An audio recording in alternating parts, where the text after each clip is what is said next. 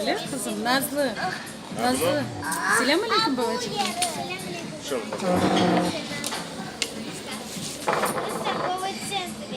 Bugün biz geldik торговый центре. Onlar pek aç oldular ve bakınız nasıl Nazlı'ya balaban babası pizza sipariş etti. Öyle. Kirikan. Anda gideceksin. Şimdi onlar açacaklar bakınız. Ondan bizde satiyecik var öyle.